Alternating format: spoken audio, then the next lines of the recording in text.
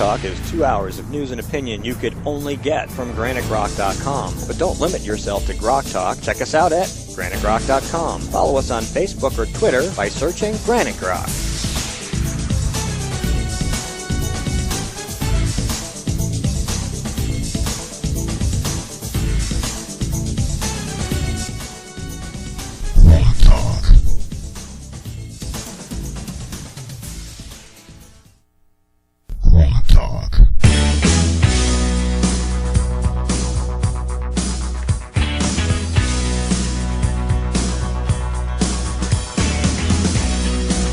Welcome back to GrokTALK. I'm Steve McDonald here with Skip Murphy, Mike Rogers, and Jane Cormier, who has stayed in from the last segment to help us out. We are coming to you live from Concord, New Hampshire, brought to you by GraniteGrok.com and the Coalition of New Hampshire Taxpayers. Check them out at cnht.org. Visit us at GraniteGrok.com. Make a donation and support local political activism here and everywhere else in the world, because we talk to people all over the world. And an example of that is our next guest. Shona Holmes is a Canadian healthcare refugee who has been featured in national television campaigns to share her experiences and offer a warning in the United States regarding Obamacare. Her warning: universal healthcare doesn't end suffering, it just redistributes it. Shona, welcome to the show. Thank you so much for having me. So, what part are you in Canada? I am. Where are you? I'm sort of right smack dab in between Toronto and Niagara Falls in Ontario. Okay, so we're not like waking you up early to talk to us. No, you're not no, over on the West Coast. no. Well, thank you so much for taking some time to be with us. No problem. I'm always so grateful to be able to share my story. Well, let's talk about your story, since nobody's probably going to necessarily know our audience. They might, Sure. But tell us what happened and how you got to be on our show. Okay, well, what it basically boils down to is I just got very, very sick. And the most disturbing symptom that I started to get was I started to go blind. And I was able to pick up the phone and call my optometrist, which is one of those doctors that is it's no longer covered under government-run health care. So I was able to get in right away, get an appointment, go over and see him. And just by the simple test that he was able to run in his office, he knew that there was a brain tumor that was pressing on my optic nerves and was causing that pattern of blindness. And so again, he recommended that I go see my family doctor immediately. And in the city that I live in right now, there are 33,000 people that do not have family doctors. And I'm one of the fortunate ones that does have a family doctor, so I didn't panic, and I got in to see her fairly quickly. And then she recommended that I needed an MRI, and I needed to go see an endocrinologist and a neurologist, and that's when the nightmare began. So I was going to be about 9 weeks for an MRI and 4 months to see one of the specialists and 6 months to see the other. And keep in mind, this is just to be diagnosed. This is not for treatment. This is nothing. This is just foot in the door, find out what's wrong. And so I have a lot of American friends, and they said, this is crazy, go see another doctor. And I had to explain over and over again that in Canada you simply can't do that. That's considered jumping the line. And if there's a wait time for 6 months to see one of those specialists, there's going to be the exact same wait time to see any of them. I wasn't in the wait to see the best in line. I was just to see the first available. And so I went to the United States. And again, this is always kind of the most embarrassing part of my story, because I'm one of these Canadians that was raised to believe that the American healthcare system was the absolute worst, and at least we didn't have the American system. But I was so desperate, I was prepared to try the least worst, the worst system. And so I went to the States, and two of my doctors were actually Canadian doctors that greeted me at the door. And I was fully diagnosed within the week and told I needed immediate brain surgery. And they worked diligently to try and get me care back home because they still had connections in Ontario. And they were unable to get me care. And so I ended up having my surgery in the States, and I haven't stopped talking about it ever since. I could see why you wouldn't, because obviously you probably wouldn't have survived if you'd had to wait. That's right. Now, I was very fortunate. It was not a cancerous tumor. Mm-hmm. And, this is the sort of thing that people will say, well, if you're sick enough, you would have gotten treatment. And it just simply isn't true. And I think that with the most recent nightmares that are coming out about your VA hospitals, all this basically does is it screams out, this is what happens when the government gets in between you and your doctor.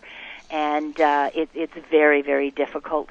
You're then dealing with red tape and bureaucracy, and our systems are very different because we have a completely one-tier system, and that's changing slowly but surely because our system is imploding in itself.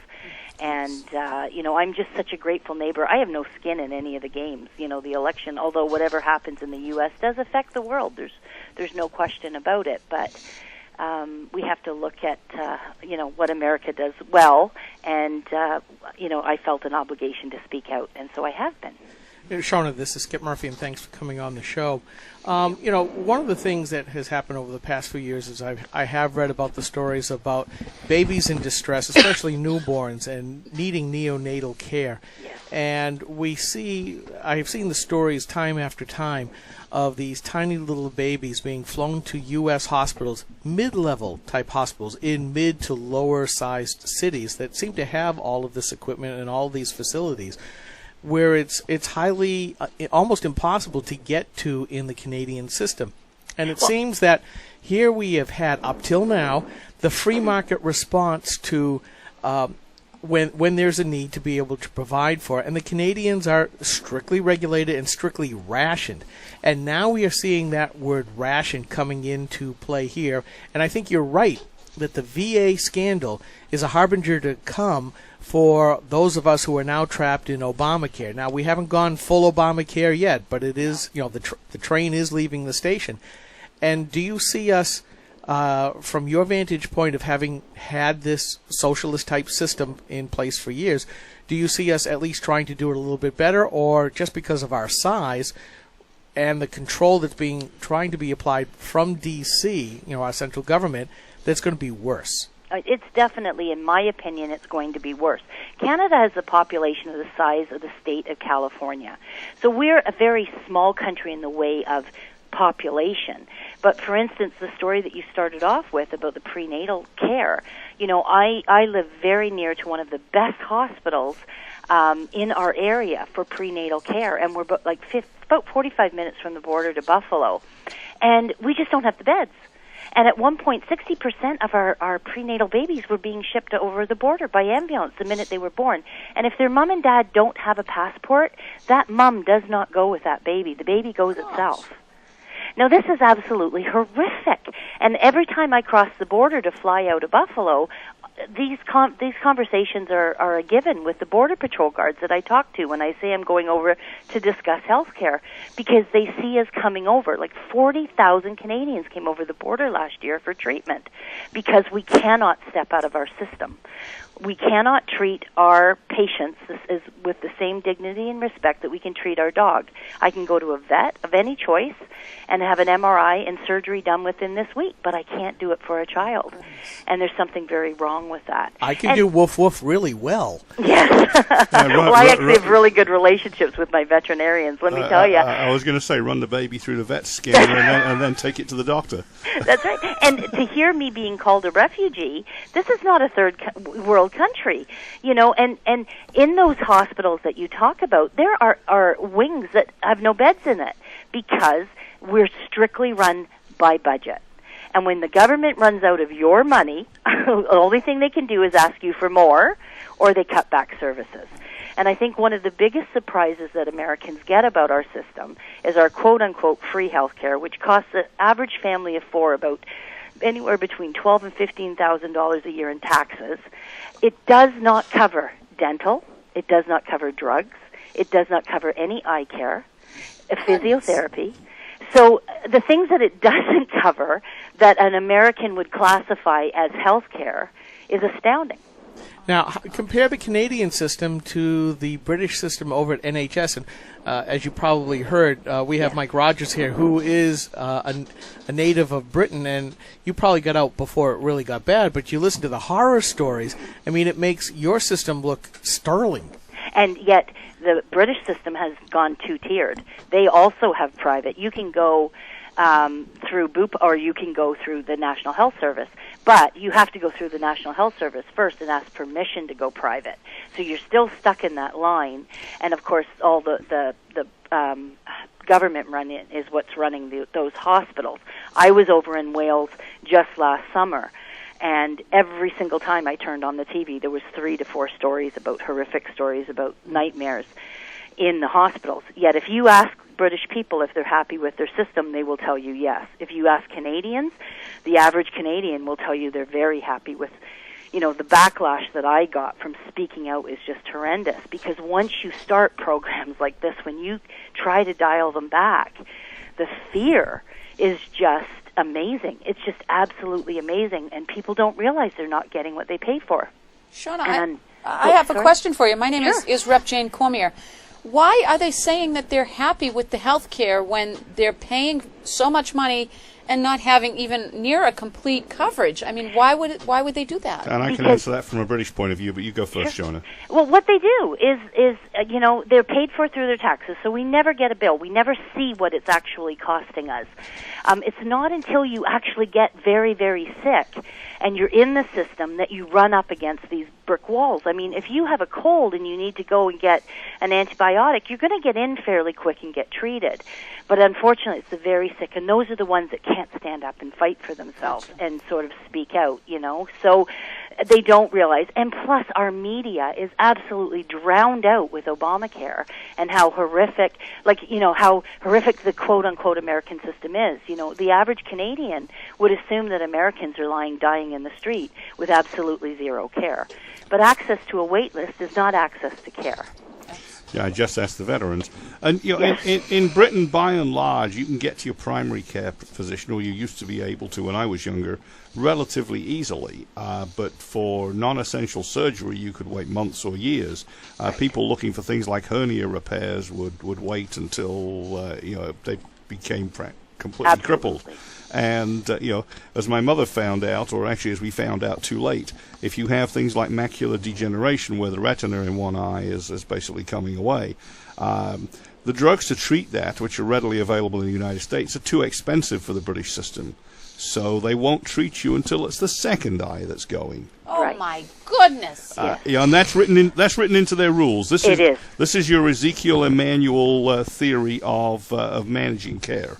And the thing is in Great Britain, a lot of the drugs are still covered, whereas in Canada they're not. And even the other thing, too, difference in Canada is your cancer treatment is determined by your zip code. So in one province, you might be covered by a certain drug for colon cancer, but in another province, you're not. So just by the luck of the draw of where you live in Canada is whether or not you might survive your cancer. Can you move? No. I mean, you have to be in the province 3 months before you qualify under their care. My goodness, that I cannot believe what I'm hearing. You're blowing my mind. I know, and this is the sad thing, and I'm so glad to have a British person on the panel, because it's so true. Everything that you are saying about the British system is the exact same, and I think that the world looks at America to get things right. And I know they can do this. I know they can get this right, but this Affordable Health Care Act is not the way to do it. No, it's going to make it worse. It's intended not to work because it's intended to create a driving force for a single-payer system. But amen. Yes, absolutely. Let me just put a couple of things in. So in Britain, like in America, you get certain things through your employment, and you get them for the same kind of reasons. In Britain, in the times of great inflation and wage and price controls, firms figured out, since healthcare already existed, that they would provide company cars for people that had any flimsy excuse to travel as a means of augmenting their income. Until after a couple of decades of this, the government started to tax them heavily. In America, it occurred in a time and a place that healthcare was the answer. So you get healthcare coverage for employees as a means of boosting income when they couldn't raise wages for other means. In Britain, with the healthcare, the mess it is, employers offer basically the equivalent of Medigap, or Bupa as you refer to it, the insurance company that's involved, essentially provides you that top-up insurance. It gets you the access to a second specialist for a second opinion. It gets you a private or semi-private room when you go in for treatment. It gets you augmented care and better facilities. But you're right, you're still part of the national health system. In America, even as Obamacare is not fully implemented, we are seeing a splitting of the healthcare system. We are seeing pay-as-you-go urgent care clinics and other ways of getting to a doctor that may cost you a little more up front, but don't require you to have insurance and don't have any limitations or policies that will keep you out. And look for the government to shut these down if Obamacare really gets a grip. So do you have anything like that in Canada, Shona? No, see, we're not allowed private health insurance, and I'm actually the constitutional challenger for the province of Ontario, just fighting for the right to be allowed to purchase private health insurance. Wow. Now, we have supplementary insurance. My husband works for our local police department, and we have a very good supplementary plan. So, for instance, I'm covered for all dental care through his work. I'm covered for my prescription drugs and my eyeglasses. But that supplementary insurance is not allowed to cover me for anything that the government offers, because then I would be jumping the line of somebody that's just on Ontario insurance. So, like I said, I'm the constitutional challenger because, and you have to understand, like I said, my husband affectionately refers to me as his second mortgage. He works 2 jobs to pay my medical bills. And so when they say Canadians aren't going bankrupt because of health care costs, it simply isn't true. We've just either opted not to go bankrupt by taking a second job, or we wait out and die in the system. Shona, we're going to take 60 seconds. We'll come back and talk about your constitutional challenge. Hang on a Terrific. second. Thank you. He tried to make us believe he was a fiscal conservative, but State Senator Jeb Bradley has been deceiving New Hampshire taxpayers. Like a wolf in sheep's clothing, he claimed to be one of us, pretending to blend in, but all along voting like a liberal Democrat. And oh, how he drooled at the opportunity to vote to expand Obamacare, which will result in higher taxes and longer wait times in the emergency room. And now, Senator Bradley is leading the charge to try and pass a Senate bill to prevent us from criticizing his vote. Call Senator Bradley at 603-569-4208 and tell him that we're on to his wolf in sheep's clothing routine. Tell him to stop pretending to be a fiscal conservative and start voting like one. Paid for by Citizens for a Strong New Hampshire.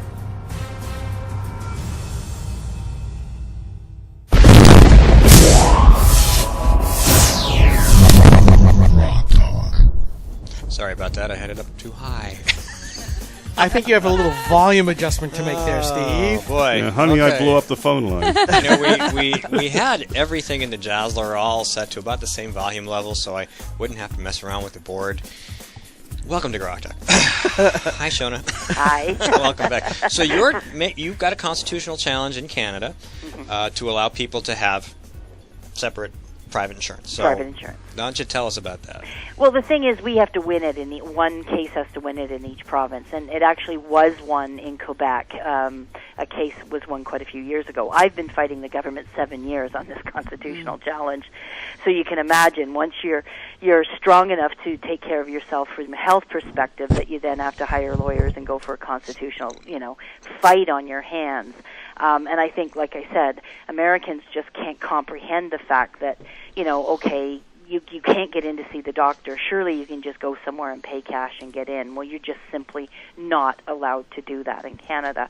And I just think it's definitely morally wrong. They cannot ration our care and then take away our ability to take care of ourselves in a time of need. And so it became a very passionate fight for me to get this changed. Well, this is how tyrannies work. They take away your ability to feed, clothe, house, and care for yourselves so that you're dependent upon their every whim, and then you can't step out of line because you'll die. Right. And other Canadians will say to me, how dare you bite the hand that feeds you? And I just find that so offensive. Oh, my goodness. Because I would gladly give, when I look at my health insurance card and I look at my passport, and suddenly my passport is a far more valuable document to me. I mean, I will not allow anyone in my family to let their passports expire because, like you said, I, like 48,000 other Canadians this last year, go over the border for care. And it's our dirty little secret, and it's something that Canadians have to buck up to and start to admit where our problems are, because we're not going to be able to fix it otherwise. So as you look across the border, what do you see, and where do you see it going? Well, unfortunately, or fortunately, we can hear any of your prominent politicians on tape saying that this Affordable Health Care Act has not gone far enough, that their ultimate goal is single-payer system. And I do think that this was set up. I think it was an absolutely beautiful trigger that they hired a Canadian company to run your website. Took some heat off of me, let me tell you. But, I think right there, why were they looking at a Canadian company in order to set it up? Because obviously I think there's got to be something that they knew that, Canadians, this is the type of healthcare that they were looking at for billing purposes and that sort of thing. Yeah, and a Canadian company with low-rent Indian programmers guaranteed to fail. Now, I know a lot of very, very good Indian programmers, QA engineers, tech support engineers, and so on. Right. But something is clearly wrong with CGI Federal, and I can guarantee you they were paying rock-bottom wages and getting what they paid for. And so the thing is, and the other thing that I hear, President Obama talking about, that listen. First of all, he has personally called me the Canadian boogeyman. So apparently I'm quite... Oh, we have to get a link to that. Yeah, I'm quite, scary.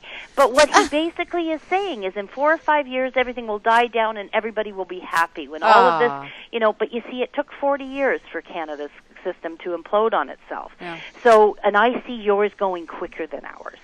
And so from a very selfish point of view, I don't know where Canadians will go for care if you change your system as drastically as it looks like it's going to be changed. But on a more sad note, where will Americans go? Right. You don't hear about Americans flooding over the border and coming to Canada for their free health care. So this is something that we really need to learn. We're going to go to Indian reservations in Mexico. Right. Well, actually, there is a rapidly growing medical tourism industry growing here in the United States where you can go to a fairly good hospital in India or other places as well, get fairly good care at rock-bottom prices that you can have a vacation, the care, the whole bit, for far cheaper than you can get the same level and amount of care here in the United States. But just go to Florida and talk to any Canadian that's there for a hip or knee replacement. Oh, absolutely. No, and I get that part. Trust me. And, you brought up the Canadian firm. Well, the ties between the head of CGI and Michelle Obama have been established and known for a long time.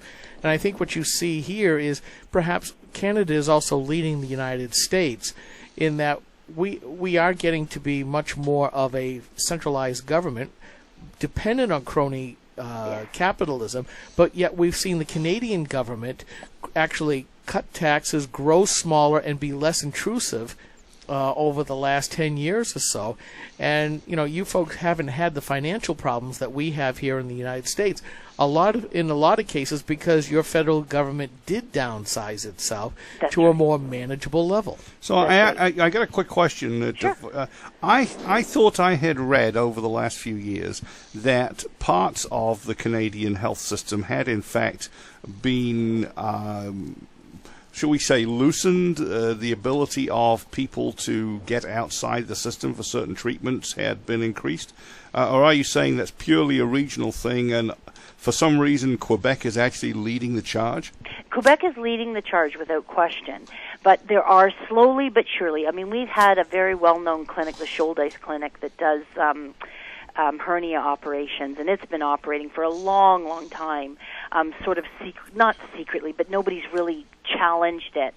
And now you're starting to see the odd people coming in trying to, but there are lawsuits galore every time they try to open it. The unions really rile up against them, and there's constantly, everybody is running under the risk of not being able to continue. And so I think a lot of people are holding back to see what will happen with the constitutional challenges. But how do you encourage insurance companies to come back into a country when they've been run out, 40 years ago? And and like I said, my bottom line is this whole debate has never ever been about about healthcare. This debate's always been about insurance. Or in fact about control, but Skip has a question. Yeah.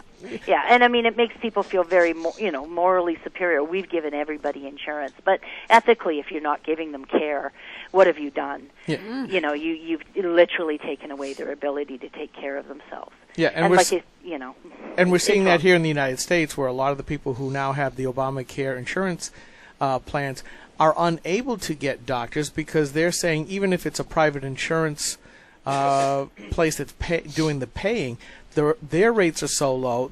It's like our Medicaid patients. The doctors are not taking the Obamacare, and there's one story. Tried to go to 69 different doctors and refused every single time. She's paying beaucoup bucks for the premiums and will pay beaucoup bucks for the deductible. But what good is it?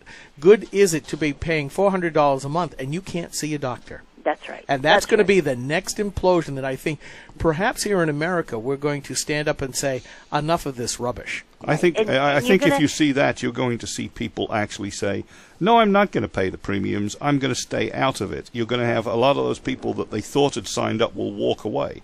Yeah, anyway, and this is the thing. How many people have actually signed up? How many people have paid? What really is the system that they've developed? And I don't think we'll know those numbers for a long, long time, unfortunately. So, like I said, I think dialogues like this are the most healthy that we can have to sort of get the message out there, like what is coming your way. And, it saddens me because, like I said, I really look at America to come up with the right answer because, we need to follow. We need to follow whatever works. Not with this president who defines leadership as leading from behind. Right. And something, you said that you look to America to lead. And, it's still... I'm almost overwhelmed to hear that because so often here in our own country, especially from our left, we hear that America is such a rotten country, that we are so racist and full of inequality. I got to jump in because we only have about 40 seconds left. Shona, did you want to give us any contact information? Anybody can reach out to you? Or do you maintain a website? Yeah, by all means, I've got ShonaHomes.com, and you can follow me on Twitter at ShonaHomes and the number 1. And any information that anybody needs, they can certainly get it from there. Well, I want to thank you very much for taking some time to talk to us this morning. Thank you. All right, thanks for coming on. You have a great weekend. And you too. All right, thank you very much. That was Shona Holmes. And coming to us from the province of Ontario, Canada, that's the end of our show. I want to thank Jane Cormier for coming in, and of course Mike Rogers and Skip Murphy, and our earlier guests, Pete and Jemmy. And you're going to cough? Okay, cough away. That's it for this week. We'll be back next week with Joe DeLeo, from former co-chair, founder of the Weather Channel, blah, blah, blah, as I try to cram it all out in 10 seconds, and others. Thank you. That's her. See ya. Bye.